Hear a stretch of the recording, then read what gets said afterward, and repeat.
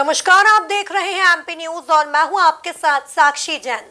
आगामी लोकसभा चुनाव को लेकर मध्य प्रदेश में कांग्रेस ने चुनाव समिति और पॉलिटिकल अफेयर्स कमेटी का ऐलान कर दिया है, जिसमें कमलनाथ, नकुलनाथ, दिग्विजय सिंह व जयवर्धन सिंह को जगह दी गई है।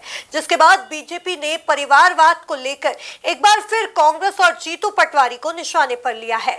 इसकी अधिक जानकारी के लिए हमारे साथ हमारे संवाददाता संदीप जुड़ गए हैं।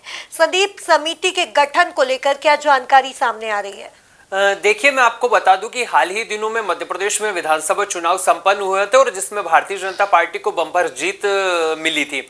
तो कहीं ना कहीं कांग्रेस को जो निराशा हाथ लगी थी, उसके एवज में अब जो कांग्रेस है वो मध्य प्रदेश में लगातार रिप्लेसमेंट करती हुई हमको दिखाई दे रही है। आने वाले दिनों में एक बड़ा महापर्व लोकसभा का होने वाला है, जिसको देखते हुए कांग्रेस पहले ही अवेयर नजर आ रही है और अपनी लोकसभा चुनाव को लेकर कमर कसती हुई हमको दिखाई दे रही है। उसी कड़ी में अब कांग्रेस ने 2 कमेटी मध्य प्रदेश में बनाई है। ये दोनों कमेटियां लोकसभा चुनाव तक रहेगी और लगातार अलग अलग नजरियों के हिसाब से, अलग अलग विभागों के हिसाब से काम करती हुई दिखाई देगी जी। अगर हम बात करें चुनाव समिति की, तो इसमें जीतू पटवारी को अध्यक्ष बनाया गया है, जो तमाम अन्य नेताओं के साथ साथ चुनाव मोर्चा संभालते हुए लोकसभा चुनाव तक हमको दिखाई देंगे।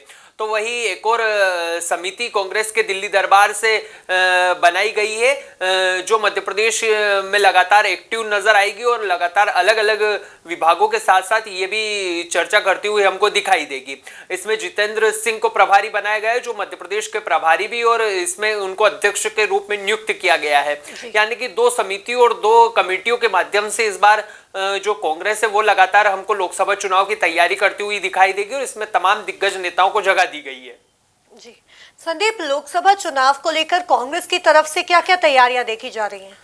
देखिए, हम कांग्रेस की अगर तैयारी की बात करें तो विधानसभा चुनाव में जिस तरीके से परिणाम कांग्रेस की ओर से सामने आए थे और जिस तरीके से निराशाजनक प्रदर्शन कहीं ना कहीं कांग्रेस ने किया था, उसके बाद में लगातार जो कांग्रेस है वो एक्टिव लोकसभा चुनाव को देखते हुए हो गई और लगातार मध्य प्रदेश में अपने जो तमाम दिग्गज नेता हैं उनका रिप्लेसमेंट कांग्रेस की ओर से किया जा रहा है।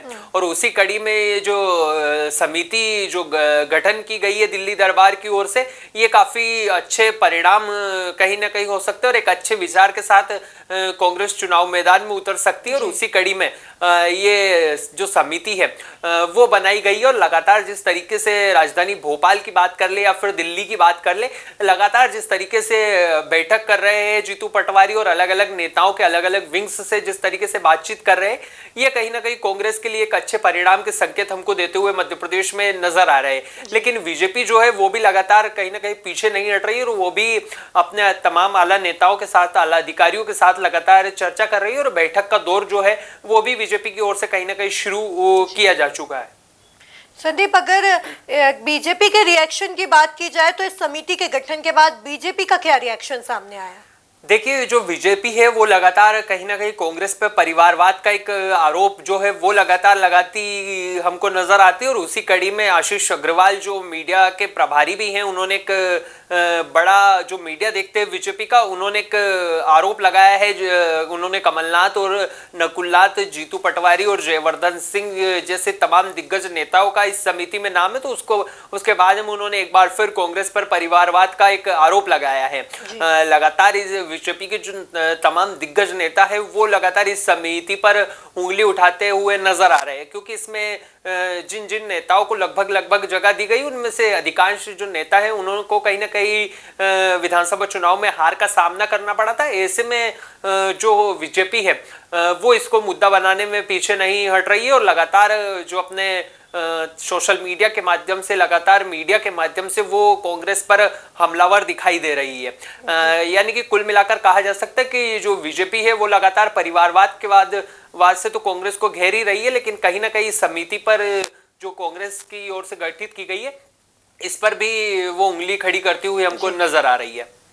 तो कुल मिलाकर देखा जाए तो विधानसभा चुनाव की हार के बाद अब कांग्रेस जी जान से लोकसभा चुनाव की तैयारियों में जुट गई है और अपनी समिति का गठन भी कर दिया गया है। अब देखना होगा कि इसका फल जीत की ओर ले जाता है या नहीं।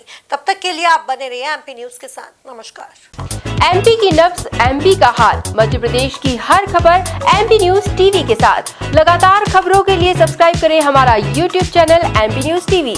लेटेस्ट अपडेट्स के लिए बेल आइकन दबाना जरा भी न भूलें।